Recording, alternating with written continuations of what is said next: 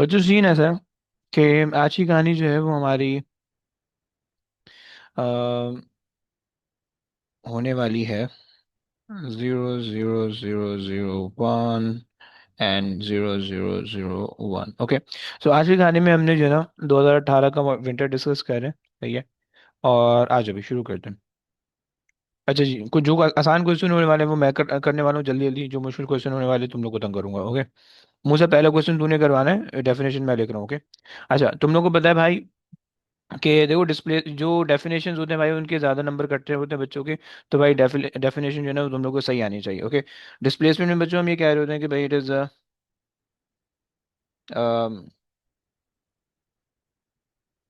Distance travelled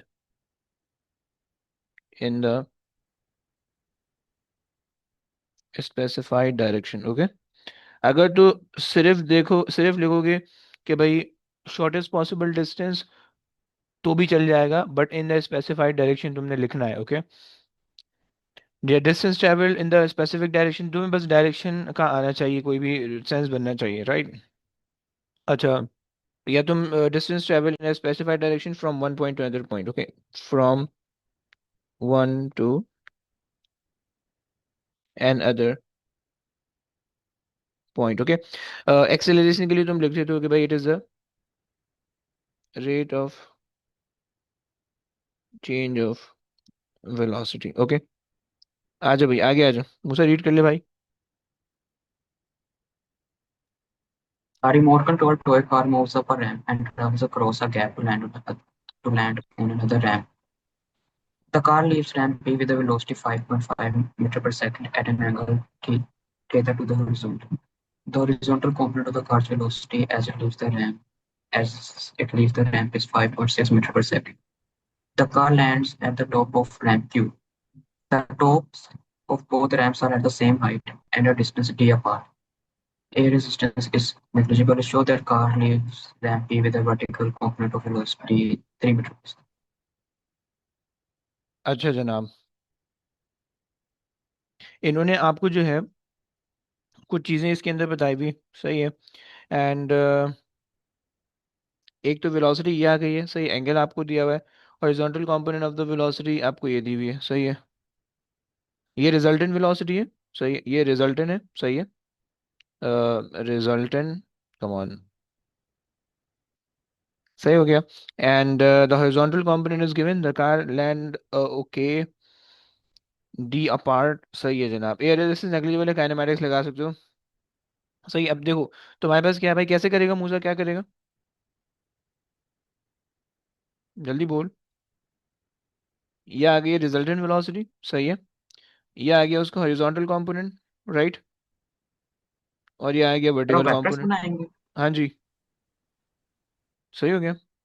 सो horizontal component है 4.6, vertical component है v, हमें नहीं पता। और 5.5 v है, सही है। सो पाइथागोरस थ्योरम लगाओ, निकल आएगा। So 5.5, okay, square is equal to, बेटा ये डायग्राम बना देना पेपर में जाके। ओके, ये डायग्राम बना देना पेपर में जाके, सही है ना। 4.6 square plus V square, right. और जब इसको v को सब्जेक्ट बना रहे हो तो भाई v होना चाहिए तुम्हारी इक्वेशन में। ओके, निकाल दो भाई कितना आ रहा है। हाँ जी, आ गया।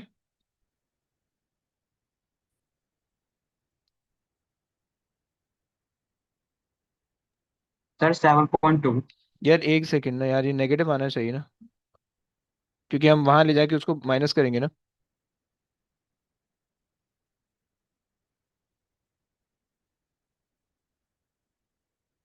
सर अब 3। सही हो गया, मैच हो रहा है भाई, मैच हो गया। चल आगे चल नेगेटिव भाई। क्यों आना चाहिए? जी भाई, नेगेटिव क्यों आ रहा है? जानू हमें ये पता है रिजल्टेंट वेलोसिटी, हमें हॉरिजॉन्टल पता है, वर्टिकल निकालना है तो उधर जाएगा। गेटिंग ना।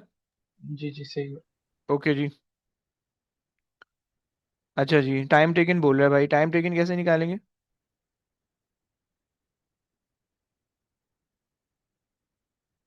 हाँ जी, 2 नंबर वैसे दे रहा है। एनी आइडिया भाई। वर्टिकल मोशन को हम वैसे यूज कर सकते हैं, सही है। हमें इनिशियल वर्टिकल पता चल गई है, सही है। और अगर जो है वो हम, सर उसके लिए एस चाहिएगा ना। नहीं उसके अलावा भी काम हो सकता है, देखो ना, अगर तुम यहाँ से अगर तुम देखो, सही है। Sir v is equal to so u plus at लगाएंगे। सॉर्ट ऑफ, मैं ये सोच रहा हूँ कि अगर जो है ना, देखो दो काम कर सकते हो, S equal to T plus half A T square, ये भी लगा सकते हो, अगर तुम्हें मैथ्स आ रही होगी समझ में तो तुम ये लगा सकते हो, राइट। वरना तुम ये ले लो कि भाई यहाँ पे वेलोसिटी तुम ले लो जीरो, राइट, और इस आधे मोशन के लिए काम कर लो, दूसरे आधे मोशन के लिए मल्टीप्लाई बाय टू कर देना, क्या कहते हो, कैसा। हाँ तो ये भी सही है।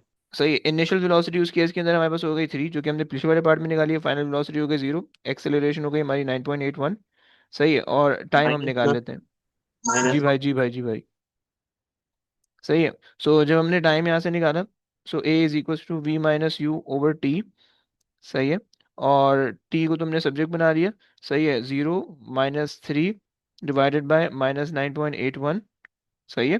This is half the time of flight, और जब मल्टीप्लाई बाय टू करोगे तो time, full time of flight आ जाएगा, कितना आ रहा है भाई वैसे। सर हाफ टाइम आ रहा है 0.3, हाँ जी, मल्टीप्लाई बाय टू करते हैं तो 0.61।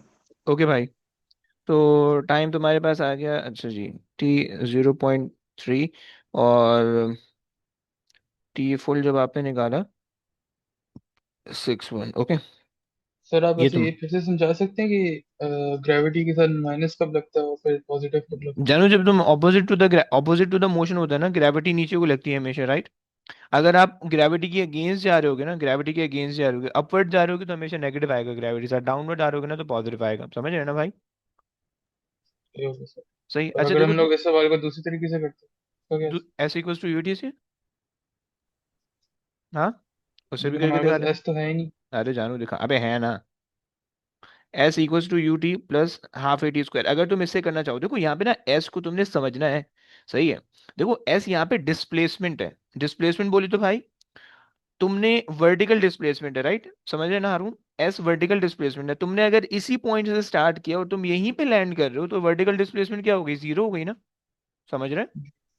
तो ये तो just put this as zero, three T plus 1/2 into 9.81 minus लगा दोगे, राइट, और टी स्क्वायर, राइट, सॉल्व कर लो, सही है। अभी आपके पास हो जाएगा एक, क्वाड्रेटिक बन सर।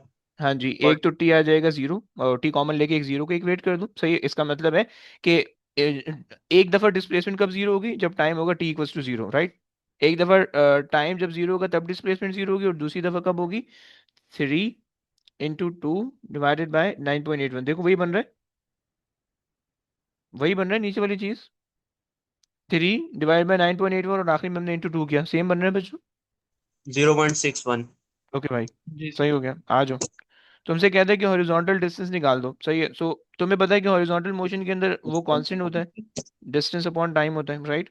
सो वेलोसिटी तुम्हारे पास आ जाएगी 4.6, सही है, टाइम वर्टिकल और हॉरिजॉन्टल के सेम होता है, सही है, सो तुम सर टाइम, 4.6 कहाँ है टाइम। जी भाई, स्पीड। स्पीड 4.6 तो नहीं है। जानू दी भी तो है ना, ये रही, the horizontal component of the cars velocity is 4.6, समझ रहे हैं ना, उसने हॉरिजॉन्टल डिस्टेंस मांगे हुए तो हम हॉरिजॉन्टल मोशन यूज करेंगे, गेटिंग, निकाल दो भाई।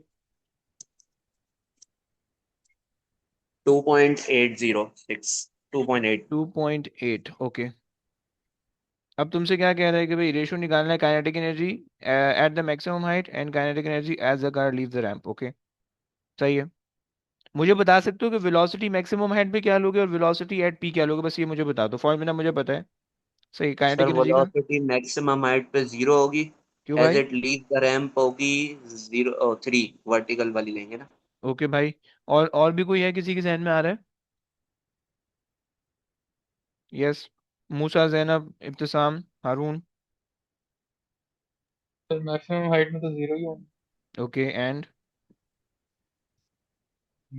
सर पी पे जब लीव कर रही थी वो थ्री के अलावा कोई और नहीं थी। हाँ वही डीवी तो है देखो हमको। पी पे जो है, ओके, 5.5। तो 4.6 क्यों नहीं ले सकते या थ्री क्यों नहीं ले सकते भाई, तीन सर वेलोसिटी है फोर हमारे पॉइंट पास, सिक्स हॉरिजॉन्टल है ना। देख ये क्योंकि सर वर्टिकल, उसने पी का कहा हुआ है। देखो ना पी आपके पास है, लैम्प पी, देखो ना पी में आपके पास तीन वेलोसिटी आ रही है ना, एक आपके पास आ रही है वर्टिकल वाली, राइट, जो कि आपके पास है फोर, सॉरी 3 जो कि हमने निकाली, एक हॉरिजॉन्टल आ रही है जो कि 4.6 आ रही है, राइट, और एक आ रही है इसके बीच वाली, कौन सी लेंगे? रिजल्टेंट लेंगे। रिजल्टेंट क्यों लेंगे भाई, कोई रीजन?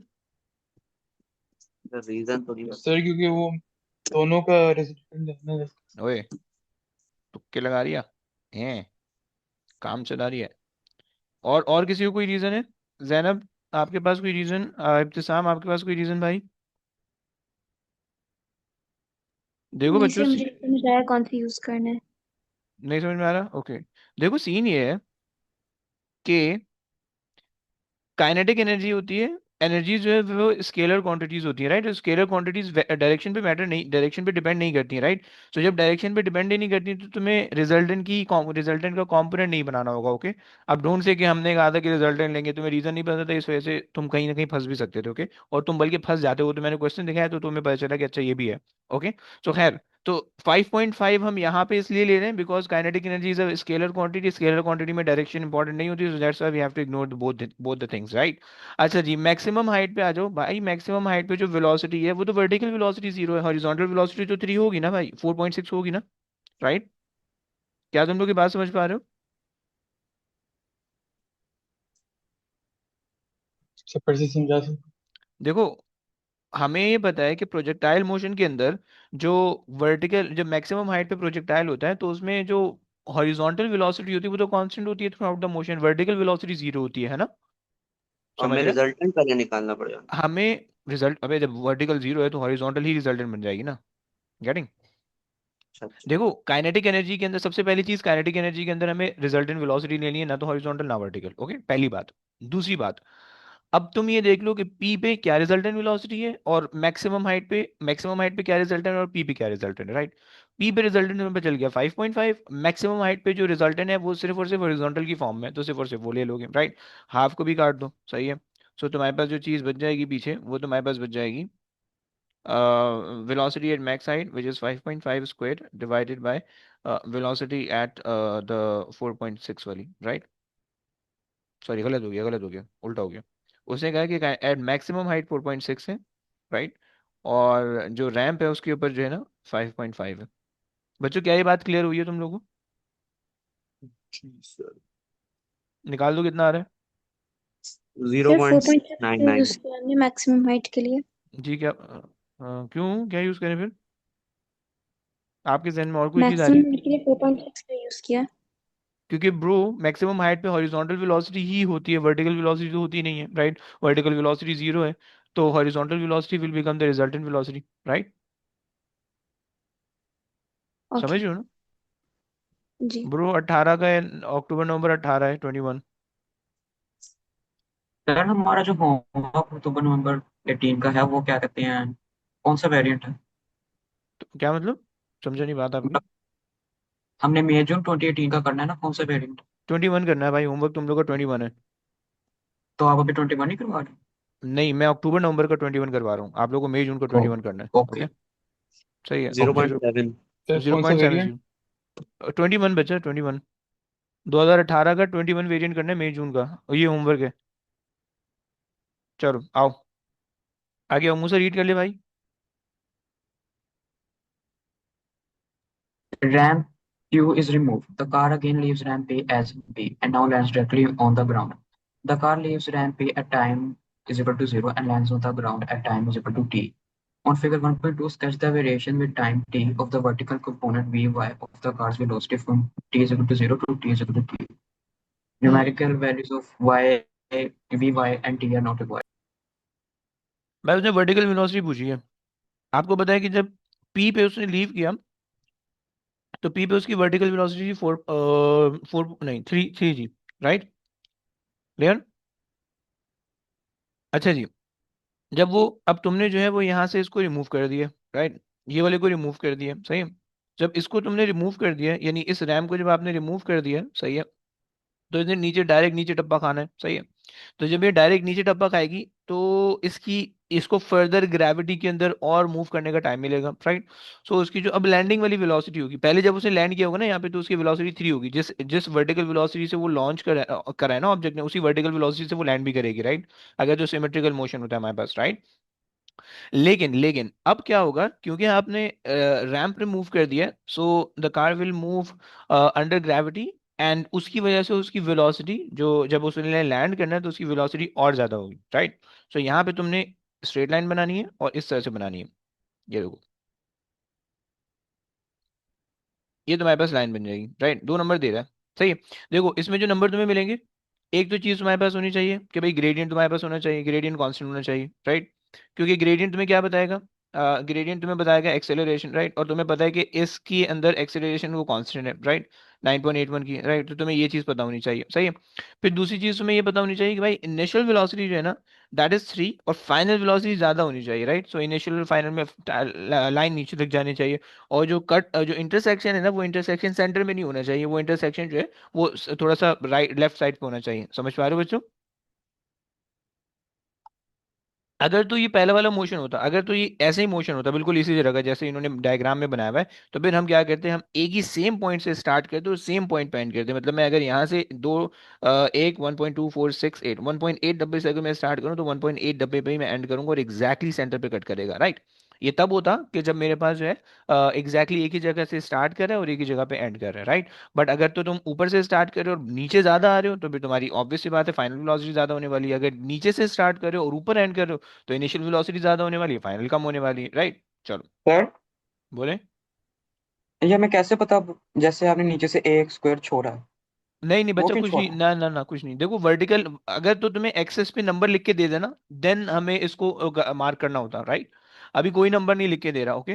तो नंबर नहीं लिख के दे रहा है, इसका मतलब है यू कैन रैंडमली ड्रॉ कहीं से भी कहीं तक, राइट। बट तुम्हें सिर्फ ये मेक श्योर करना है कि ऊपर वाला जो है ना कम होना चाहिए, नीचे वाला ज्यादा होना चाहिए, दैट्स इट, ओके। तुम बिल्कुल कोने तक भी बना ओके। सकते हो, राइट। मैं अगर दिखा देता हूँ तुम्हें इसकी मार्किंग की, देख लेते हैं कि क्या कह रहा है। अबे खुल जाए यार, इतना टाइम अगर लगाएगा तो यार जिंदगी निकल जाएगी। ये तुमसे कह रहे थे straight line from positive value of V Y at T equals to zero to the negative value of V Y, सही है। पॉजिटिव वैल्यू से हमने स्टार्ट किया, नेगेटिव वैल्यू पे हम ले आए, सही है। And straight line ends at T is equals to T, बिल्कुल एंड तक जाएगा ग्राफ, सही है, एक स्टार्ट से। And the final magnitude of the velocity is greater than the initial magnitude of the velocity, बस उसने इतना बोला हुआ है, इसके अलावा कुछ भी नहीं बोला हुआ, सही हो गया। तो ये चक्कर है, सही। अगर तुम चाहो तो इसकी एग्जामिनर रिपोर्ट भी देख लो, लेकिन ये बदबख्त इतना टाइम लगा रहा है कि यार मज़ा ही नहीं आएगा। खैर आओ, वापसी आओ। चलो जी, हमारा जरा रीड कर लोगे question? A wooden block moves along a horizontal frictionless surface. The block has mass 85 gram and moves to the left with a velocity of 2. A steel ball of mass 4 gram is fired to the right. The steel ball moving horizontally with a speed of 45 ms minus 1 collides with the block and remains embedded in it. After the collision, the block and steel ball have the speed v. Calculate v. Okay भाई, law of conservation of momentum लगा लो, सही है। हम कहते हैं कि भाई टोटल मोमेंटम, सही है, total momentum before the collision, सही है, should be equal to total momentum after the collision, ऐसे ही कहते हैं भाई। अच्छा, बिफोर द कोलिजन जो मोमेंटम होगा किन दोनों की वजह से होगा, एक इसकी वजह से होगा, एक इसकी वजह से होगा, राइट। दोनों के मासेस पता है, सही है। दोनों के मोमेंटम ले लेते हैं भाई, डायरेक्शन का ध्यान रखना प्लीज। 45, अच्छा जी, इसका मास आ गया 4 ग्राम, को मैं कन्वर्ट नहीं कर रहा हूँ, ऐसे ही रहने दे रहा हूँ, सही है। वो आखिरी में जाके खुद ही बहुत कैंसिल आउट हो जाएगा, सही है। प्लस इसका जो मास है 85 है, इंटू -2, ओके, क्योंकि डायरेक्शन ऑपोजिट है, right. This is the momentum before, after the collision एक दूसरे के अंदर एम्बेड हो रहे हैं, सही। एम्बेड होने का मतलब है मास ऐड हो जाएगा, राइट। तो 85 है, 89 हो जाएगा, 89 मास हो जाएगा, वेलोसिटी वी रहेगी, राइट। और 89 ग्राम है, ओके। अब देखो ग्राम से ग्राम खुद ही बहुत कैंसिल आउट हो जाएगा, जरा सॉल्व कर लो। सो 200, और 200 में से कर दो 5 कम 20, 180, 180, एंड माइनस कर दोगे 180, और 180 आ जाएगा, 170, right, divided by 85। How much? 85 नहीं होना चाहिए, 89 होना चाहिए, 89 होना चाहिए, sorry. Sir 0.11। Zero 0.1. Point okay भाई, 0.11 ले लेते हैं। वेरी गुड, आगे आ जाओ। तुम्हें। For the block and ball, hmm. state the relative speed of approach before collision. अच्छा जी, रिलेटिव स्पीड ऑफ अप्रोच क्या है? 45 प्लस 2 कर दोगे 47 हो जाएगी, सही हो गया। सर इसके अंदर हम लोगों ने नहीं देखना। नहीं नहीं नहीं देखनी होती, देखो ये रिलेटिव स्पीड का एक वाहिद कॉन्सेप्ट है ऐसा कि जिसके अंदर जो है ना, अगर तो तुम्हारे पास सेम ऑपोजिट डायरेक्शन में मूव करें तो तुम ऐड करोगे, सेम डायरेक्शन में मूव करें सब्ट्रैक्ट करोगे, राइट? सही हो गया। देखो इसका रूल ये, रिलेटिव वेलोसिटी का रूल ये, सही है। पहला काम, add if in the opposite direction, okay. सही है, ओके। अच्छा जी, दूसरा काम, subtract if in the same direction, okay. ये ऐड और सब्ट्रैक्ट क्या चीज है? वेलोसिटी, ओके, क्योंकि वेलोसिटी की हम बात कर रहे हैं, राइट। एंड तीसरा काम, अगर तो वो एम्बेड हो गया तो फिर जीरो हो जाएगी, क्योंकि रिलेटिव वेलोसिटी एक के रिस्पेक्ट से, तुम गाड़ी में बैठे हो, तुम्हारा दोस्त भी बराबर में बैठा हुआ है, राइट। तो तुम दोनों एक दूसरे के रिस्पेक्ट से स्टेशनरी हो, बाहर वाला कोई बंदा तुम्हें देखेगा तो वो तुम दोनों को मूविंग पाएगा, okay. So if embedded, okay, embedded, तो फिर रिलेटिव वेलोसिटी हो जाएगी जीरो, यहाँ पे आ जाएगी relative speed of separation zero हो जाएगी। क्लियर हो गया बच्चों? बच्चों इज दैट क्लियर? हाँ ना बोलो प्लीज। Ji sir. ओके। अब तुमसे कह रहे हैं कि भाई कोलिजन इलास्टिक है या इन इलास्टिक है? बच्चों देखो, रिलेटिव स्पीड ऑफ अप्रोच अगर तो रिलेटिव स्पीड ऑफ सेपरेशन की बराबर होती है तो स्पीड जो है वो तो आपके पास जो है ना ये इलास्टिक कोलिजन होता है, सही हो गया। तो तुम यही एक्सप्लेन कर दोगे, राइट, कि भाई since the relative speed of approach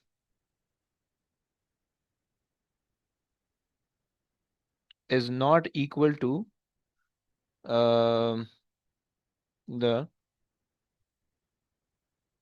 relative speed of separation, okay, separation, so inelastic, okay। चलो आगे आ जाओ भाई, आगे रीड कर ले भाई।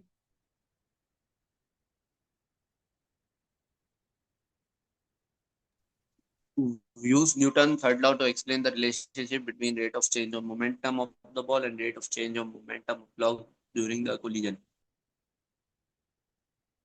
सही हो गया, कैसे बताओगे भाई? तुम्हें पता होना चाहिए कि न्यूटन थर्ड लॉ क्या कहता है कि भाई दोनों पे इक्वल एंड अपोजिट फोर्स लगनी चाहिए, राइट। सबसे पहले तुम्हें ये बताएंगे भाई force is a rate of change of momentum, right. So तुम ये कह सकते हो कि भाई जो बॉल है वो वुडन ब्लॉक पे इक्वल फोर्स लगाएगी in the opposite direction, and उसकी वजह से जो है ना ब्लॉक जो है वो बॉल पे इक्वल फोर्स लगाएगा in the opposite direction, okay.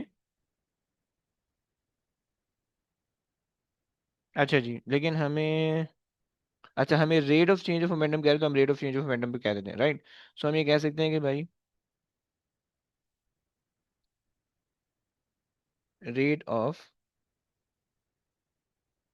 Change of momentum is force, okay. So ये थोड़ा सा मोटा होना चाहिए। So the block will apply equal and equal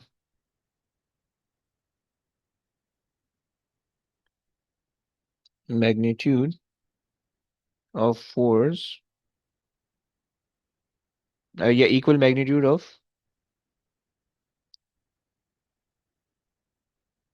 चलो क्या रहते हैं, equal magnitude of force on the ball,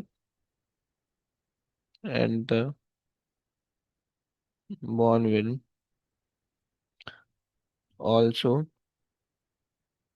apply equal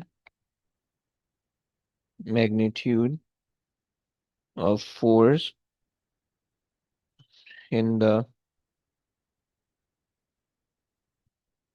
opposite direction. Okay, so तुम यहाँ पे भी कह सकते हो, सो their rate of change will be equal and opposite, right? सही हो गया। अच्छा, मैं इसका जो है एग्जामिनर रिपोर्ट देखने चाह रहा हूँ कि एग्जामिनर भैया क्या कहते हैं हमें इस बारे में। ओके जी,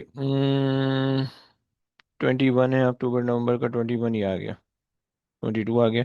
क्वेश्चन नंबर 2 है, बिल्कुल लास्ट पार्ट है। सही है, सही। अच्छा देख लो, पहले लास्ट पार्ट के अंदर तुमसे, सेकंड लास्ट पार्ट के अंदर तुमसे वो इलास्टिक और इलास्टिक कोलिजन को पूछे, तुमसे कह रहे हैं कि the candidate were asked to use the relative speed of approach and the relative speed of separation to explain whether the collision was elastic or inelastic. An explanation that was based on the change of the total kinetic energy did not answer the question that had been asked. Okay, कुछ बच्चे इसको इस form में अगर लिख दें कि जो है ना काइनेटिक एनर्जी का चेंज नहीं हो रहा तो इस वजह से, तो वो गलत हो जाएगा। Okay, candidate should be encourage to read the question carefully. अच्छा, last part, although some candidate were able to give the general statement of the Newton's third law, most candidates found it difficult to apply the Newton's third law to the collision. Okay, तो इसका मतलब है उसमें आपको एक number मिल जाएगा, दूसरा number शायद ना मिल पाए। ओके, और अगर तुम, पार्ट सी दिखा दें, पार्ट सी। वही तो था, वही तो बड़ा भी, एक दफा दिखा दें, तस्वीर ले लो। ये आपके पास जो है ना इसका ये है मार्किंग की, इसकी ये कह रही है। सही, वो एग्जामिनर रिपोर्ट थी भाई। अच्छा जी, force is equal to the rate of change of momentum, पहला पहला पॉइंट तुम्हें इसका मिल रहा है। दूसरा, force on the ball equal and opposite to the force on the block, so the rate of change of momentum are equal and opposite, right? Clear हो गया?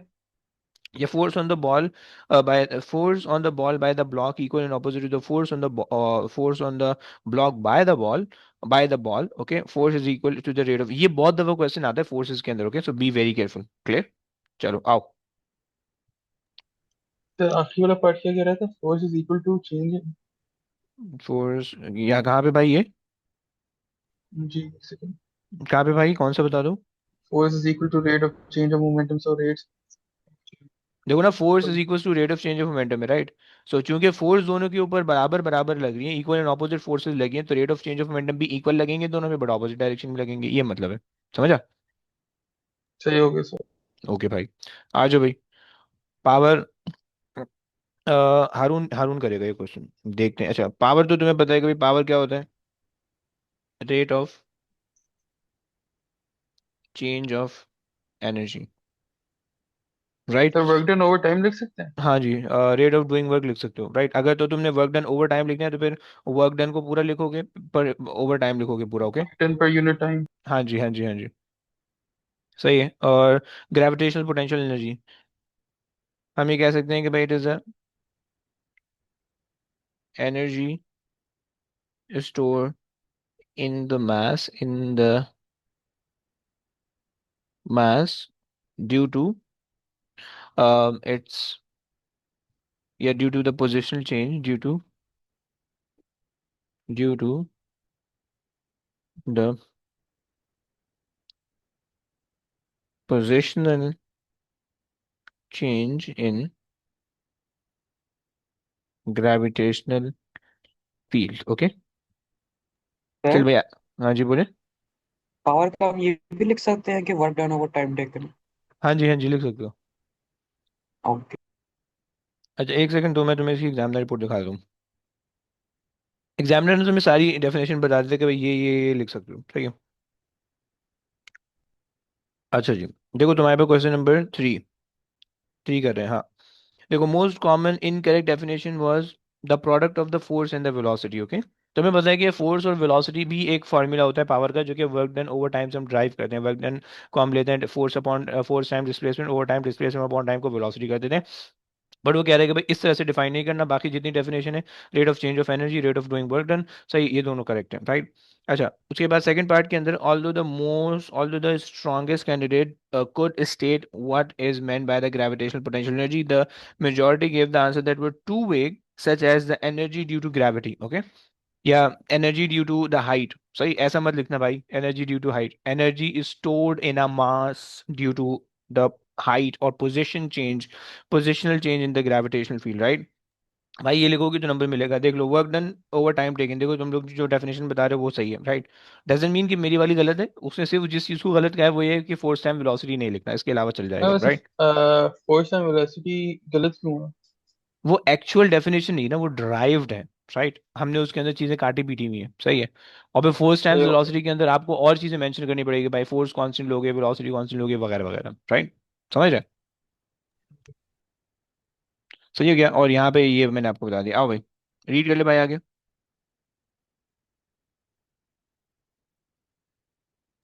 मैं रीड करूँ सर? अबे हाँ ना, जाहिर बात है।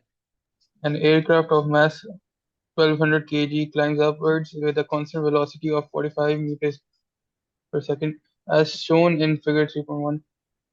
The aircraft's engine produces a thrust force of 2 exponent 3 newtons to move the aircraft through the air. The rate of increase in height of the aircraft is 3.3 milliseconds. Calculate the power produced by the thrust force. Okay भाई, वैसे एक बात बताओ, constant velocity है तो acceleration क्या होगी? 0. और कांस्टेंट वेलोसिटी है तो रिजल्टेंट फोर्स क्या होगी? 0. Very good. कांस्टेंट वेलोसिटी तो चेंज इन काइनेटिक एनर्जी क्या होगी? 0. Very good. अबे सारी जीरो बोल, अबे जल्दी जल्दी बोल यार। ओके तुमसे कह रहा है कि भाई सीधा सीधा फॉर्मूला लगाना है तुम्हें, उसने जो है ना वेलोसिटी दी हुई है, कांस्टेंट वेलोसिटी दी हुई है, और उसने तुम्हें बता दिया कि भाई थ्रस्ट फोर्स तुम्हारे पास ये दी हुई है, राइट। और उसने कहा कि the rate of increase in the height of the aircraft is this. सही हो गया, यानी स्पीड उन्होंने आपको बता दी, सही हो गया। अच्छा जनाब, आज हम इसे सॉल्व कर लेते हैं। सही है, सो आप कर लोगे इसके अंदर, power is equal to force time velocity कर लो, क्योंकि दो चीज़ें दी हुई हैं तुम्हें, राइट। फोर्स तुम्हारे पास है 2 एक्सपोनेंट 3, राइट। वेलोसिटी तुम्हारे पास आ रही है, कितनी आ रही है भाई? 45 की कांस्टेंट चल रही है, राइट। 45 की कितना आता है भाई?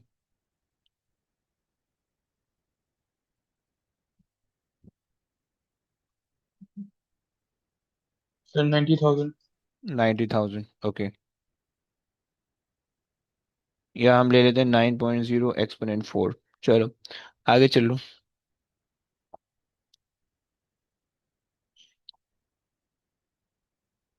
अबे इतना टाइम Determined लगा for a था। time interval of 3 minutes. The work done by the thrust force to move the aircraft. हम्म। अच्छा जी, तो मैं बताया कि वर्क डन और फोर्स, वर्क डन वो होता है force into displacement in the direction of force, right. So thrust force तो आपके पास है 2 एक्सपोनेंट 4, राइट। डिस्प्लेसमेंट क्या लोगे भाई? डिस्प्लेसमेंट क्या लेगा बच्चा? लेट से यहाँ से उसने यहाँ तक गया तो ये वाली डिस्प्लेसमेंट आएगी, कैसे लोगे लेकिन? पता नहीं। अरे जानू, वो देखो ना, उसने वेलोसिटी दी हुई है, कांस्टेंट वेलोसिटी से चल रहा है, टाइम उसने दे रखा है, राइट, 3 मिनट्स का, right. Speed is equal to distance upon time कर दोगे, आ जाएगा, क्योंकि कांस्टेंट वेलोसिटी है, करेंगे ना। सो हम Yes. यहाँ पे अगर जो है, ये हमारे पास हो जाएगा, राइट। सो हमने कर दिया कि भाई speed into time is equal to distance, right. Speed हमें दी हुई है उसने 45 की, डिस्टेंस हमें दिया हुआ है 3, यार ये 60 is equal to D, right. निकाल दो कितना बनता है। ज्यादा नंबर का होना चाहिए यार, इन्होंने तो बिल्कुल घटिया बंद कर दिया। 8100 sir. ओके भाई, मल्टीप्लाई भी कर दे भाई।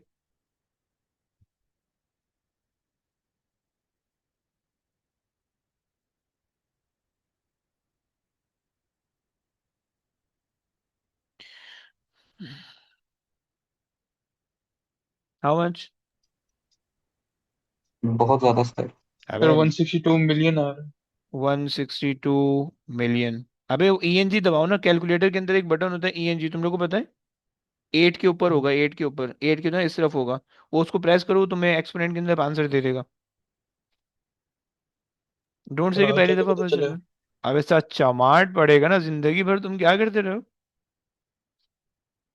है भाई? सही है ना?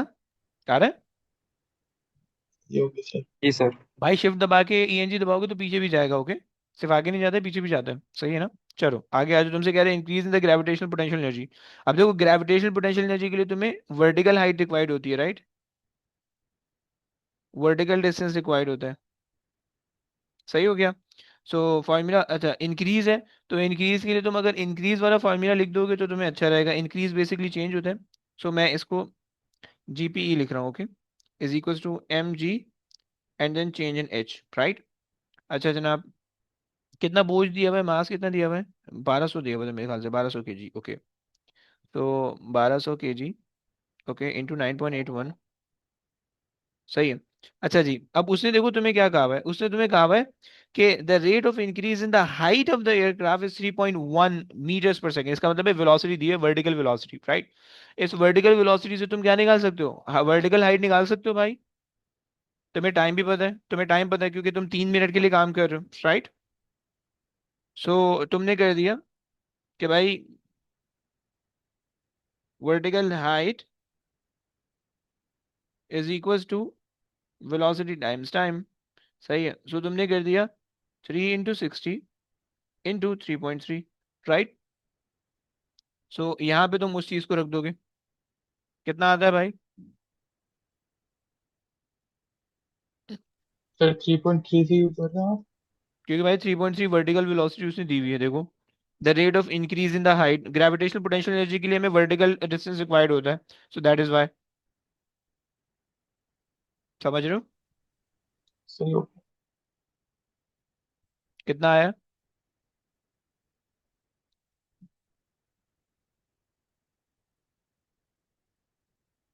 अबे इतना टाइम तुम लोगों को कैसे लग रहा है यार?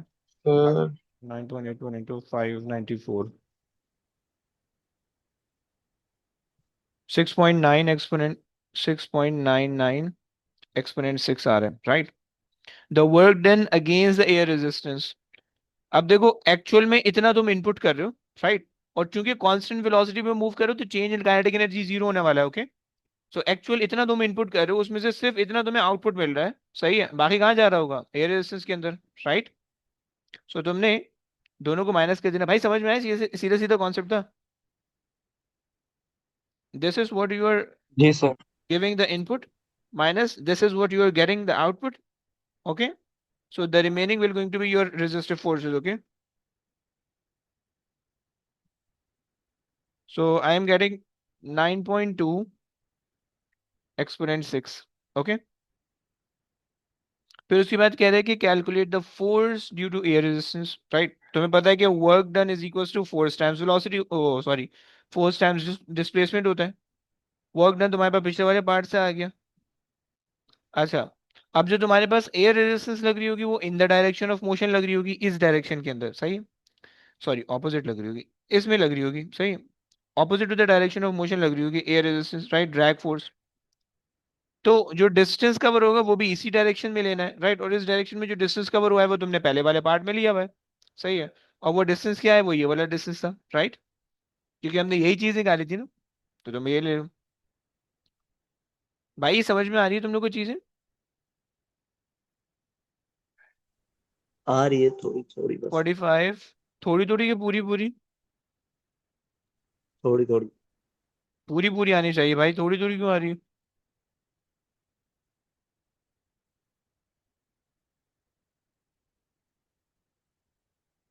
1136 आ रहा है, तो 1136 सही है। सो 11 या 1.1 एक्सपोनेंट 3 कर लो, सही है। अच्छा जी, with reference to the motion of the aircraft, state and explain whether the aircraft is in equilibrium or not. अब तुम्हें पता है कि भाई कांस्टेंट वेलोसिटी है, तो resultant force zero, resultant force zero, तो इक्विलिब्रियम पे है, सही है? सही हो गया ना? सीधा सीधा कॉन्सेप्ट है। So it is moving with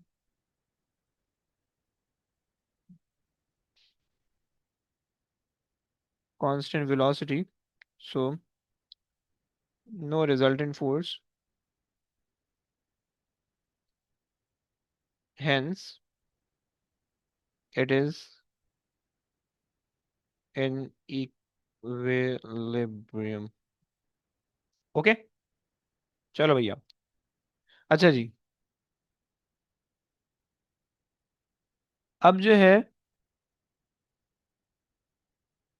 आओ भाई, जरा रीड कर लो भाई। State the principle of superposition. हाँ जी, क्या होता था भाई, कुछ याद कराएगा? अभी पेपर दे के आ रहे हो तुम लोग? हाँ जी। when two waves overlap,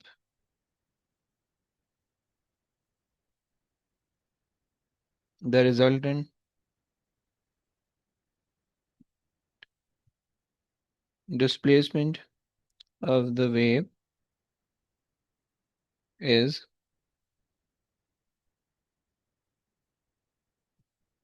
vector sum of two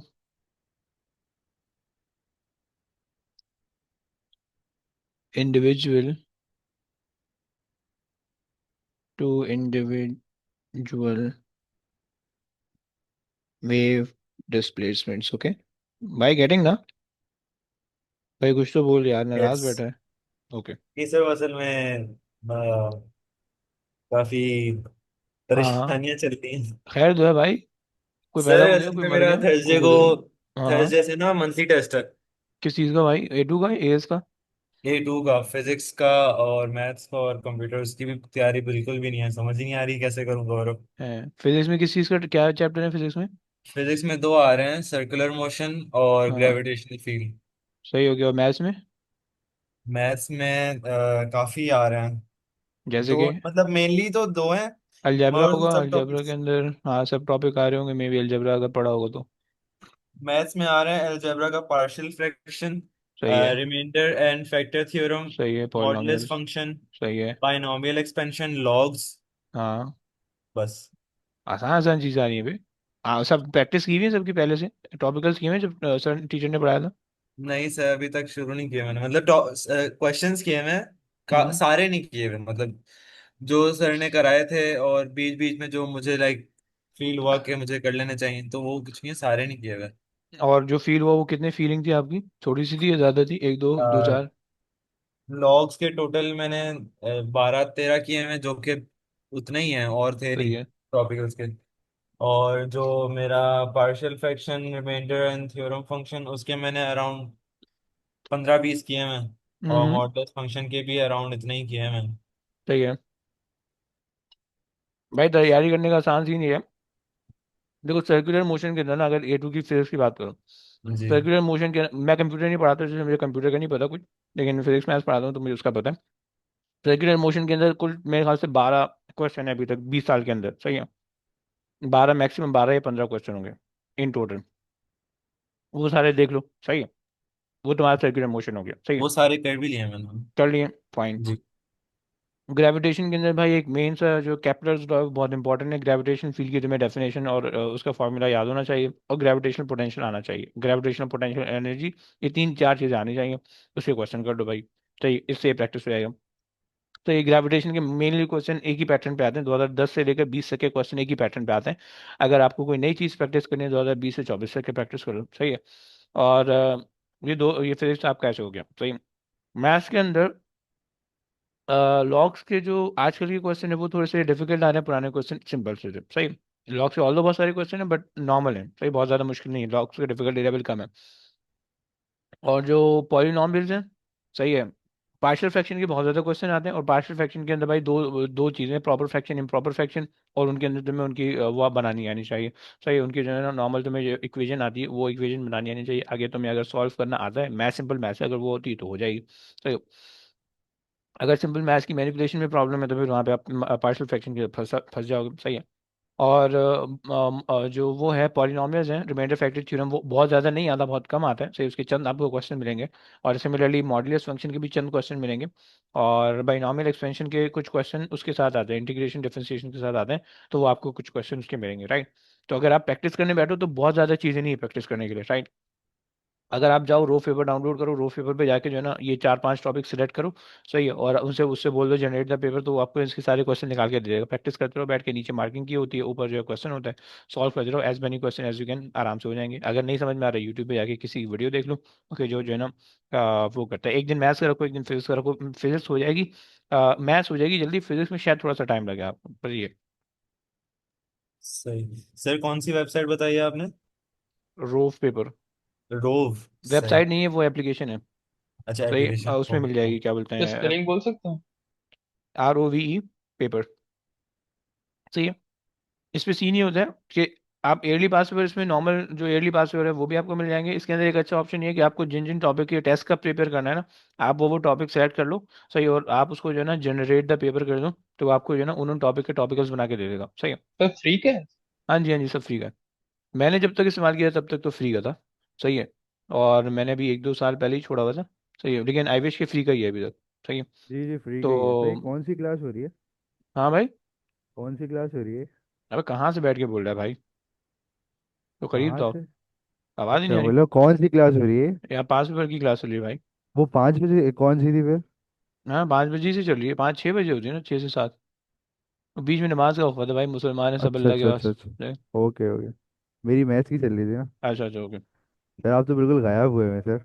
हैं? क्यों भाई? हाँ। नहीं नहीं, मतलब रिप्लाई नहीं कर पा रहे, मसरूफ इतना होगा। अबे यार यही तो जिंदगी का प्रॉब्लम है यार। अच्छा, अबे मैं इसलिए जो है ना बच्चों को बोल रहा हूँ भाई, तुम लोग को जिन जिन चीज़ों में मसला आ रहा है ना, जिन जिन क्वेश्चन में मसला आ रहा है, मैं तुम्हें प्ले लिस्ट का लिंक भेज रहा हूँ कि भाई उसके अंदर जो है ना तुम्हें सारे पेपर मिल जाएंगे, सही, तुम उन पेपर का वो पार्ट जाके देख लो, तुम्हें हाँ खुद ही हाँ, समझ वहाँ में आ तो जाएगा, वेरिएंट, आपने वेरिएंट सही। के हिसाब से सारा हाँ, डिवाइड किया हुआ है। तो ये चक्कर है। मैं अभी जो है ना एक बंदा रखने का सोच रहा हूँ, सही है, तुम्हारी क्वेरीज की जो है ना वो जवाब दिया करेगा तुम्हें पासवर्ड भेज के, मैं अभी ऐसा सोच रहा हूँ। अब देखो इस पे कितना, कब तक मैं इसको अमली पजामा पहनाता हूँ, सही, तब तक ऐसे ही काम चलता है। अच्छा जी, आओ, पढ़ते हैं वापसी पढ़ते हैं दोबारा से। अच्छा, इन्होंने जो है ना आपको ये कुछ चीज़ें शो कर दी हैं। अच्छा भाई, रीड कर लेगा भाई, क्या नाम है, कौन रीड कर रहा था, हाँ एग्जाम, रीड कर लेगा भाई। जी। An arrangement for demonstrating the interference of light is shown in figure 4.1. The अच्छा, wavelength. अबे एक सेकंड देखो, पहले तो आपको यहाँ पे फेज डिफरेंस पार्ट डिफरेंस निकलवाएगा, मुझे आगे जाके पक्का यकीन है, राइट। तो देखो भाई, जीरो जो सेंट्रल ब्राइट फ्रिंज है उस पर क्या फेज डिफरेंस होगा, क्या पार्ट डिफरेंस होगा, अभी बताया था। जीरो का फेज डिफरेंस, जीरो का पार्ट डिफरेंस, ऐसे ही। फिर उसके बाद फर्स्ट ब्राइट स्पॉट पे जो फेज डिफरेंस होगा वो 1 लैम्डा का होगा, सही है। सेकंड ब्राइट स्पॉट पे 2 लैम्डा का होगा, राइट। लैम्डा की वैल्यू वहाँ पे दी हुई है, आप इनपुट करोगे तो आपके पास आ जाएगा, राइट। अच्छा जी, फर्स्ट, अच्छा फेज डिफरेंस आ गया, पार्ट डिफरेंस अगर यहाँ पार्ट डिफरेंस आया, फेज डिफरेंस अगर आप निकालोगे तो फर्स्ट पे जो है वो 360 का होगा, सेवन पे सेकंड पे जो है 720 का होगा, राइट। और यही चीज़ नीचे भी चलने वाली है, ओके। और अगर आप यहाँ पे आओ, तो यहाँ पे आपके पास क्या होगा, डार्क स्पॉट पे आपके फर्स्ट डार्क स्पॉट पे 1/2 लैम्डा का, सही, फेज डिफरेंस होगा, और 180 का पार्ट उल्टा हो गया, 1/2 लैम्डा का पार्ट डिफरेंस होगा, उतने का फेज डिफरेंस होगा। और यहाँ पे जो है 3/2 लैम्डा का पार्ट डिफरेंस होगा, और 540 का फेज डिफरेंस होगा, राइट। ये चीज़ तुम्हें समझ में आ गई। अब देखो क्वेश्चन पढ़ने से पहले जो कुछ तुम कर सकते हो ना, वो कुछ तुम खींची बना लो, राइट, यही चीज़ नीचे भी आ जाएगी, सही। अरे यार शिट्स, खैर, तो अब आ जाओ, सही। इन्होंने एक सेकंड, इन्होंने आपको जो है ना वेवलेंथ बता दी है, डिस्टेंस बता दिया है, bright in the dark observe, okay, central, okay, सब चीज़ें बता दी, सही।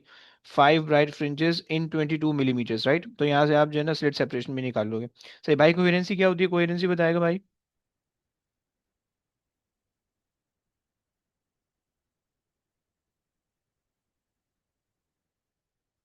कांस्टेंट फेज डिफरेंस, सही है, बिटवीन द वेव्स। पर वैसे ऐसे सवाल ऐसी तरीके के आते हैं? हाँ जी, ऐसे ही आते हैं भाई, ज़्यादातर ऐसे ही एक आते ही हैं। टाइप का है? मेनली इसका एक ही टाइप का आता है, ये सुपर पोजिशन को जो है ना उसका यंग्स डबल स्लिट का मेनली इसी तरह से आएगा, कोई ज़्यादा होशियारी नहीं करेगा। अच्छा जी, देख लो, तुमसे कह दिया कि फेज डिफरेंस बता दो एट क्यू, क्यू क्या है भाई, हमने अभी लिखा है। क्यू तुम्हारे पास ये आ रहा है, फेज डिफरेंस तुम्हारे पास आ रहा है 360 का, सही है, और हमने लिख दिया 360, सही है, सही है। उसके बाद तुमसे कह रहा है कि भाई कैलकुलेट द पार्ट डिफरेंस। अच्छा जी, अब पार्ट डिफरेंस तुम्हारे पास यहाँ पे क्या आ रहा है, कहाँ पे पार्ट डिफरेंस कह रहा है, बी पे पार्ट डिफरेंस कह रहा है, सही है। पार्ट डिफरेंस तुम्हें पता है 3/2 लैम्डा का आ रहा है, सही है। सो तुम्हें पता है कि भाई पाथ डिफरेंस तुम्हारे पास जो है 3/2 लैम्डा का आ रहा है, राइट।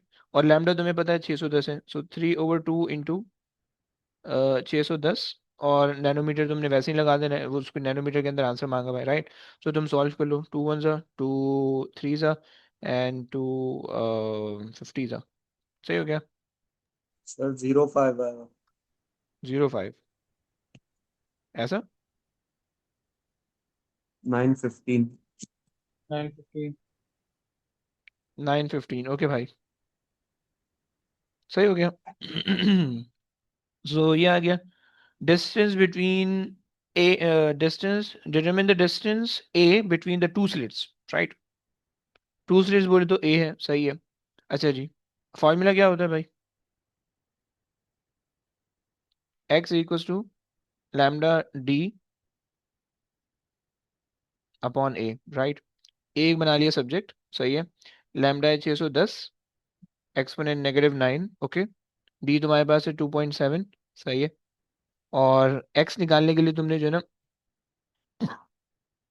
तुम्हें जो टोटल डिस्टेंस दिया हुआ है वो 22 मिलीमीटर दिया हुआ है, राइट। और इसके अंदर तुम्हारे पास कितनी फ्रिंजेस बन रही हैं? इन्होंने कहा कि 5 ब्राइट फ्रिंजेस बन रही है, डिवाइड कर दो लेके, सही है। तुम्हारे पास आ जाएगा 4.2, राइट, मिलीमीटर का डिस्टेंस आ जाएगा। सही हो गया, 4.2 आएगा, है ना। जी। एक सेकेंड, अबे एक second. 5, the distance across the 5 bright fringes is 22 millimetre. 1 2 3 4 5, सही है। एक, ये हमारे पास आ जाएगा एक डिस्टेंस, ये आ जाएगा 2, ये आ जाएगा 3, ये आ जाएगा 4। 4 से डिवाइड करोगे भाई, माजरत। तो ये भाई 5 से मत कर देना, 5। ओके। क्योंकि देखो तुम ब्राइट फ्रिंज नहीं ले रहे, distance between the bright fringe ले रहे हो, राइट। तो distance between the bright fringe ये होगा, so this is 1, okay, then this is 2, okay, then this is 3, and so on, समझ रहे हो ना। सर तो हम लोगों को बस 22 डिवाइड बाय 4 करना था, ये हाँ जी। बाकी फॉर्मूला लगाया उसकी जरूरत नहीं थी। अबे रुक तो, अबे एक सेकंड तो दे। ये x की वैल्यू आई है ना। हाँ जी, ये एक्स आया ना बच्चा। अब एक्स को फॉर्मूला में रखोगे ना, फिर उससे आएगा। 5.5 एक्सपोनेंट -3। हाँ एक्स जी, की क्या डेफिनेशन है? X distance bro, x between जो है ना टू वो ब्राइट। स्लिट्स, वो है ना, एक्स ही है ना, एक्स सी वाली चीज है डिस्टेंस भाई। एक distance second, between two bright spots ये होता है ना x। जी भाई, ये ये है हो एक्स। गया सर। सही हो गया, सही। ओके। सो तुम्हारे पास जो है ना ये आ गया। अच्छा जी, तुमने यहाँ पे रख दिया 5.5, निकाल दो भाई कितना आ रहा है। 5.5 एक्सपोनेंट -3, हाउ मच?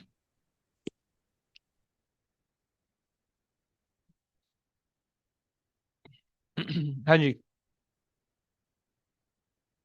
कुछ तो बोले यार।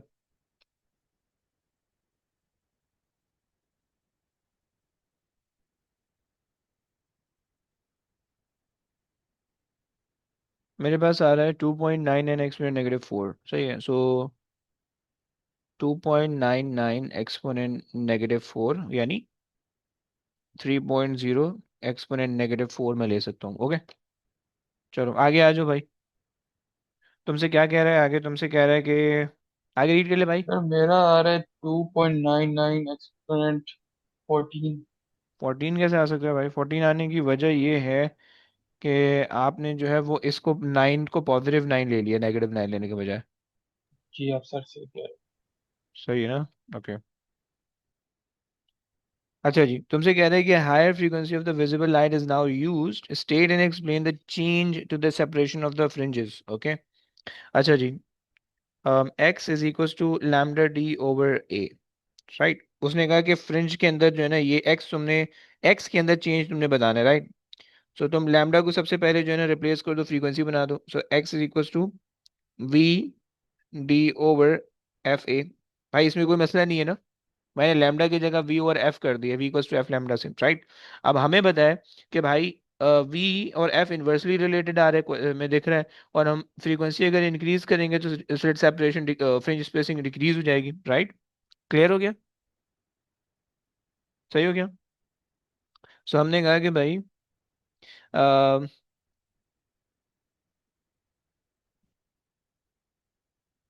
fringe spacing is inversely related with um, frequency, right? So sir एक बार से समझा सकते हैं increasing the, क्या चीज़ भाई? यही जी भाई समझा दें. Decreases the separation. ओके, क्या भाई देखो, मैंने v equals to F lambda था, v equals to F lambda, right. v over f मैंने ले लिया, लैम्डा बन गया मेरे पास, और v ओवर f को मैंने लैम्डा की जगह पे रख दिया, right. So x is equals to v over f. सही, ये लैम्डा की जगह पे आ गया d अपॉन a, राइट. जब मैं इसको रेसिप्रोकल करूंगा तो f नीचे चला जाएगा, तो मेरे पास बन जाएगा f is equals to v d over f a, right. Getting? सही हो गया सही है. या तो अगर तुम्हें ऐसे नहीं समझना तो तुम ऐसे समझ लो, v is equals to F lambda होता है, सही है. सो v ओवर f कर दो इज इक्वल्स टू लैम्डा कर दो, राइट. सो तुम्हें यहाँ से पता चल गया कि भाई if you are increasing the frequency decreases the wavelength, decreasing the wavelength decreases the x. सही, ऐसे समझ लो तुम, राइट. समझ रहे सही हो हो ना? गया सर समझ आ गया ओके. अच्छा जी, अब देखो ये वाली चीज मैंने बहुत लंबी की थी कि किसी ना किसी क्लास में तुमसे कह रहा है कि इंटेंसिटी, बल्कि ये जो रिवीजन वाली क्लास चल रही थी इसी में बताया था. So the intensity of the light incident on the double slit is now reduced, okay, without altering the frequency. Compare the appearance of it's the, now increased increase है decrease है, उल्टा पड़ा. इंक्रीज हो Okay, sorry, increase without altering. Okay, compare the appearance of the bright fringe after this change with their appearance before this change. Okay. अच्छा जी, देखो जब तुम intensity appearance के अंदर तुमने ब्राइटनेस, डार्कनेस और सेपरेशन के बारे में बतानी होती, तीन चीजें बतानी होती है, राइट. तो देखो फ्रिंज सेपरेशन जो है वो इन तीन चीजों पे डिपेंड करता है, लैम्डा डी ओवर ए और ए पे, right. But you are not changing anything, तो फ्रिंज स्पेसिंग तो सेम रहेगी, राइट. उस पर तो कोई फर्क नहीं पड़ने वाला है. ओके. अच्छा जी, फिर तुम्हारे पास जो है, चूंकि तुमने वो इस इंटेंसिटी इंक्रीज कर दी है, तो तुम्हारे पास एम्पलीट्यूड, जो रिजल्टेंट एम्पलीट्यूड होगा ओवरलैपिंग पे, वो भी इंक्रीज हो जाएगा, तो उसकी वजह से ब्राइट जो है वो ब्राइटर दिखेगा तुम्हें, राइट. और जो डार्क फ्रिंज है वो तुम्हें सेम दिखेंगी, राइट. क्योंकि देखो ब्राइट ब्राइटर इसलिए दिख रहा है क्योंकि देखो पहले जो दो वेव थी वो दो वेव इस तरह से ओवरलैप हो रही थी, राइट. अब जो दो वेव है, जब तुमने उसका एम्पलीट्यूड बढ़ा दिया इंटेंसिटी बढ़ाने की वजह से, तो अब दो वेव इस तरह से ओवरलैप हो रही है, राइट. तो जब इस तरह से ओवरलैप हो रही है, so greater amplitude mean greater intensity mean greater brightness, right. सही है. लेकिन जो डार्कर वेव है, सो पहले जो जो डिस्ट्रक्टिव इंटरफेरेंस है वो इस तरह से हो रही थी, राइट. डिस्ट्रक्टिव बन रहा था, तो सब कुछ कैंसिल आउट हो रहा था. अब डिस्ट्रक्टिव हो रहा है वो इस तरह से हो रहा है, राइट. सॉरी, अबे, अब जो डिस्ट्रक्टिव हो रहा है वो इस तरह से हो रहा है, राइट. सो स्टिल अब भी कैंसिल आउट हो रहा है दोनों केसेस के अंदर. डिस्ट्रक्टिव पहले भी कैंसिल आउट हो रहा था, अब भी कैंसिल आउट हो रहा है डिस्ट्रक्टिव में. तो डिस्ट्रक्टिव में तुम्हें जो है ना, जो डार्क स्पॉट है वो अनचेंज तुम्हें लगेंगे, राइट. ब्राइट स्पॉट चेंज हो जाएंगे, ब्राइटर हो जाएंगे, डार्क स्पॉट अनचेंज रहेंगे, राइट. हाँ, अगर तुम एक की वन ऑफ द स्लेट को इंक्रीज करोगे तो फिर जो है ना ब्राइटनेस इंक्रीज होगी और डार्कनेस डिक्रीज हो जाएगी, राइट. तो खैर ये 2012 के पेपर में शायद मैंने बहुत लंबी एक्सप्लेनेशन दी थी, शायद 12 या 13 के पेपर में, मई जून के अंदर, सही. तो खैर आ जाओ भाई, चलते हैं. सो हम ये कह सकते हैं कि भाई एक पेपर होगा वो 2 घंटे की वीडियो है, उसके अंदर जो है मैंने पूरा लंबा किया था, पूरे एक सफे में मैंने सब एक्सप्लेन किया था, सही. अगर देखना चाहो वो देख लेना. अच्छा खैर, तो हमने जो है ना वो यहाँ पे ये किया कि भाई the fringe spacing remains the same, पहली चीज हो गई, right. Bright fringe just get brighter, okay, and dark remain unchanged, okay. सही हो गया. भाई देखो अगर 3 नंबर में होता है तो तुम्हें तीनों पॉइंट लिखने होते, 2 नंबर में है तो तुम ये 3 पॉइंट मैंने लिखे, इनमें से एक पॉइंट ये हो गया, एंड दूसरा पॉइंट ये हो गया, और तीसरा पॉइंट ये वाला है. इन तीन में से तुम कोई भी 2 पॉइंट लिख दोगे तो भी चल जाएगा. Electric field not a part of syllabus, हटा दो इसको. अच्छा जी, आ जाओ भाई, कौन है? जैनब जिंदा बैठी हो? जैनब नहीं है हमारे पास। अच्छा जी, कौन करना चाहेगा भाई इलेक्ट्रिसिटी क्वेश्चन? हमाद कर लेगा, हमाद कर ले बेटा। किरचॉफ का सेकंड लॉ हमारे पास क्या होता है भाई? करंट वाला होता था, राइट? बल्कि हारून से करवा लेते हैं, हमाद भाई पता total नहीं। EMF is equal to total PD across components. Okay वो भाई, तो वेरी सही। गुड। सो तुमने कहा कि भाई sum of the EMF is equals to the sum of PD across the close loop. Okay, चलो आगे आ जाओ भाई, रीड कर लो। An electric heater containing two heating wires X and Y is connected to the power supply of electromotive force EMF 9 volts and negligible internal resistance as shown in figure 6.1. Wire X has a resistance of 2.4 ohms and wire Y has a resistance of 1.2 ohms. A voltmeter is connected in parallel with the wires. A variable resistor is used to adjust the power dissipated in wires X and Y. The variable resistor is adjusted so that the voltmeter reads 6.0 volts. Calculate the resistance of the variable resistor. Okay भाई, क्या करेंगे भाई? Sir पहले हम लोग parallel से wire Y और wire x की रेजिस्टेंस निकाल लेंगे। उसको सीरीज सीरीज में कर में। लें, ऐसा कह रहे हो? जी सर। यानी 1/2.4 प्लस 1/1.2, और ये हो जाएगा 3/2.4 और 0.8 आ जाएगा। ऐसे ही आ रहा है, एक सेकंड सर। 0.8 आ जाएगा, सही है। तो अब जो है अम, जो हमारे पास ये बन रहा होगा, अबे यार, अबे हट भाई, जल्दी जल्दी का काम है ये जो है ना, होने नहीं दे रहा। सही है। अब जो है हमने इसको जो है यूं बना दिया,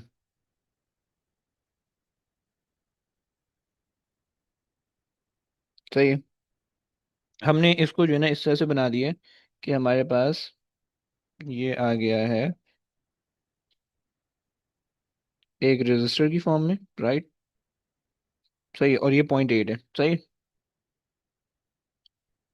ये आ गया 0.8, सही है, 0.8। और ये मेरे पास है 0.8 ओम्स, राइट? इसका मुझे नहीं पता आर, सही है। सर अब और करंट इस, निकालेंगे। हाँ, इसके अक्रॉस 6 वोल्ट है, सही है। करंट कैसे निकालोगे भाई? और इसके अक्रॉस 3 वोल्ट है। हाँ जी, सर करंट कैसे V इज निकालोगे? Equal to V multiply by 0.8 होगा। V divided by 0.8। ऐसा कर रहे हैं, फिर ऐसा कर लो। देखो ये चीज़ तुम्हें शो करनी होगी यहाँ पे, सही है ना? तो 1/r total is equal to 1/2.4 plus 1/1.2, सही है। सो उसकी वजह से आपके पास फिर आप जब सॉल्व करोगे तो आर टोटल आ जाएगा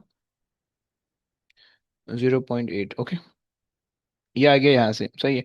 अच्छा जी, फिर उसके बाद आपने लगा दिया ओम्स लॉ, सही है। और ओम्स लॉ लगाने के बाद आपके पास जो आंसर आया वो आप मुझे बता रहे हो कि V is equal to I R, right? और आपके पास है 3/0.8 is equal to R, is equal to I. आपको पता है कि भाई सीरीज सर्किट है, तो जो एक रेजिस्टर के अंदर करंट होगा वही दूसरे के अंदर भी होना चाहिए, वही बैटरी के इससे भी निकलेगा, राइट? तो इस वजह से हम ऐसा कर रहे हैं। कितना आ रहा है भाई, वैल्यू क्या आ रही है करंट की? 0.75। 0.75, ओके। और इस 0.75 फिर दोबारा से भी इक्वल टू आई आर लगा दो, आए हाय। सर 3.75। 3.75 बोल रहा है, अच्छा, 3.75, ओके। फिर यहाँ पे हमें 6 वोल्ट दिया हुआ है, डिवाइडेड बाय 3.75, ओके, इसकी रेजिस्टेंस आ जाएगी। बट अब प्रॉब्लम ये आ रहा है बच्चों के जो है ना, अल्लाह अकबर, मतलब डायरेक्ट पोटेंशियल डिवाइडर वाला फॉर्मूला भी लगा सकते थे, हमने लंबी कर दी। कितना आ रहा है? टू सर पॉइंट वैसे समथिंग। 2.4 आता है तो फिर 2.4 को माइनस कर देंगे 0.8 से तो 1.6 रहेगा। 1.6 तो नहीं आ रहा रेजिस्टेंस, क्या मतलब किस में से क्या माइनस कर रहे हो? सर 0.8 को आई मीन 2.4 में से 0.8 माइनस कर रहा था। 2.8 में से 2.8? 2.4 में से। क्यों भाई?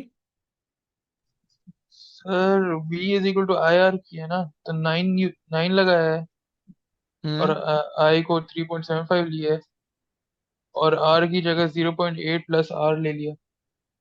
अबे क्या बोल रहा है? एक सेकंड। भाई देखो ना, आपने जब इसको सीरीज में सॉल्व, इसको जब सिंप्लीफाई किया, तो जो 0.8 रेजिस्टेंस आ रही है वो तो इसके क्रॉस आ रही है, राइट? जी सही सर। हो गया। अब वोल्ट मीटर जो है इसके अक्रॉस 6 रीड कर रहा है, तो रिमेनिंग 3 यहाँ पे चले जाएगा। सही, इसकी रेजिस्टेंस इतनी है, वोल्टेज रेजिस्टेंस भी पता है, वोल्टेज भी पता है, करंट निकाल लिया हमने, ऐसे ही किया ना? सही है। सही है। और फिर उसके बाद जो इसका करंट आया वो आप मुझे बता रहे हो 3.75। सही है। सही है। अब ये जो करंट है ये पहले वाले रेजिस्टेंस में से भी गुजर रहा होगा, राइट? इसका वोल्टेज है 6 का, इसके क्रॉस 6 ड्रॉप हो रहा है, राइट? सो इसके क्रॉस हम वोल्टेज निकाल लेंगे। अब इसमें क्या मसला है, गलत हो रहा है क्या? तो देखिए ना आप, 6 डिवाइड, अच्छा मैंने 9 लिया हुआ है ना वोल्ट की जगह। वोल्टेज 9 तो नहीं होगा ना, 6 होगा।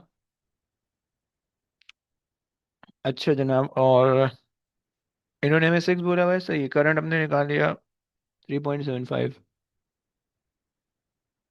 सही है, क्या मसला है, सही समझ में आया?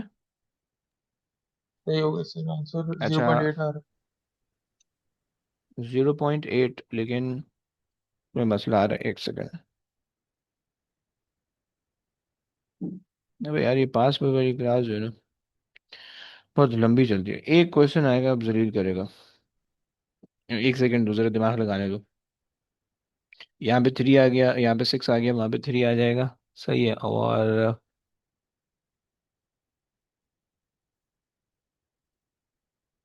करंट अगर हम वेरिएबल रजिस्टर के अंदर निकालें तो, अबे वोल्ट मीटर हमें क्या चाहिए, कैलकुलेट द, है the variable resistor, so the volt meter is 6 volt. अबे भैया, यहाँ पे 6 आ रहा है, यहाँ पे 3 आ रहा है। अबे यार, भंड हो गया, सॉरी, माय बैड। यहाँ पे 3 आ रहा है, यहाँ पे 6 आ रहा है। ओके, गलती हो गई, हैवी मिस्टेक हो गई। इसको जरा करेक्ट कर लो। यहाँ पे 6 आ रहे हैं, सही, और यहाँ पे 3 आ रहे हैं, सही है। सो अब जो है, यहाँ पे आप 6 डिवाइड बाई 0.8 कर लो। सो 6.7 पॉइंट समथिंग आ जाएगा, 7.5 आ जाएगा, सही। करंट जो होगा वो आ जाएगा 7.5। ओके। और आप जो हो वो फिर उसके बाद 3 डिवाइडेड बाई 7.5 कर दो। कितना आता है भाई?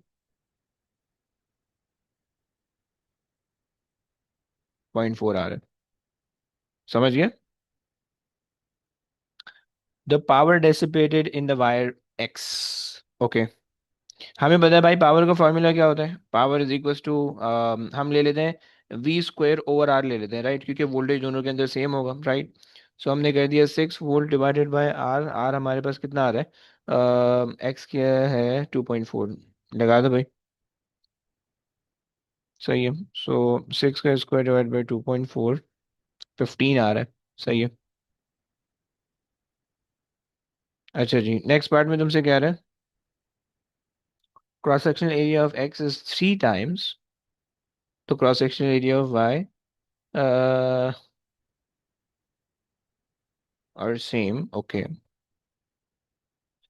इसके अंदर हम रेजिस्टिविटी वाला कॉन्सेप्ट लगा रहे थे, resistance equals to ρL/A, right? अच्छा जनाब, तो cross sectional area X is 3 times the cross sectional area Y. The resistivity length दी हुई है क्या इन्होंने?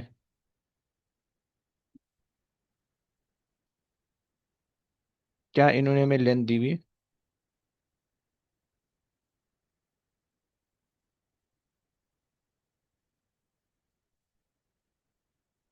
लेंथ हमारे पास सेम आनी चाहिए, अगर नहीं दी हुई तो। है। लेंथ सेम है ना, फिगर में दिया हुआ तो है। अबे जब लेंथ ही जो मैंने, निकालनी है, अबे लेंथ ही जो निकालनी है जानू। ρ/RA/L हम इसको इस तरह से लिख सकते हैं, R1 A1 L1 ρ1, या सही है। और फिर यही चीज हम सेकंड वाले के लिए भी कर सकते हैं, right? R2 A2 and L2 is equal to right? दोनों को अगर हम इक्वेट कर दें, सो जब हम इक्वेट करेंगे, सो R1 या RX ले लो, RX AX/LX, right? L X is equal to R Y A Y over L Y. सही है। So L X over L Y हमें चाहिए, और ये हो जाएगा R X A X divided by R Y A Y. सही हो गया, ये भी हमने कर लिया। अब उसके बाद जो है वो हम क्या कर लेते हैं, इनके अंदर इनकी वैल्यू रख लेते हैं। R X over R Y हमें रेजिस्टेंस दी हुई है, आर एक्स की 2.4 है, ये आ गई 1.2, राइट। 1.2 सही है। उसने हमें क्रॉस सेक्शनल एरिया दिया हुआ है, सही है, एक्स का 3 टाइम्स है वाई, सही है। सो हम ये कर देते हैं 3 और इसका 1। सही हो गया। और ये मेरे पास आ जाएगा L X over L Y. ज़रा निकाल दो भाई, कितना आता है।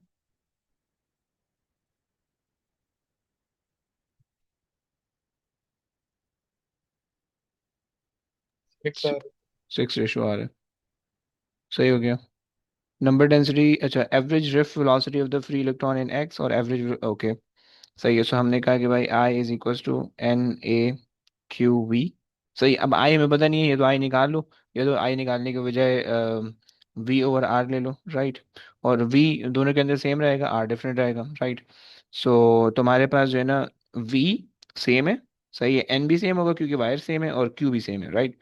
ये तीन चीज़ें सेम है, बाकी ए और वी और आर ये अलग अलग है, सही है।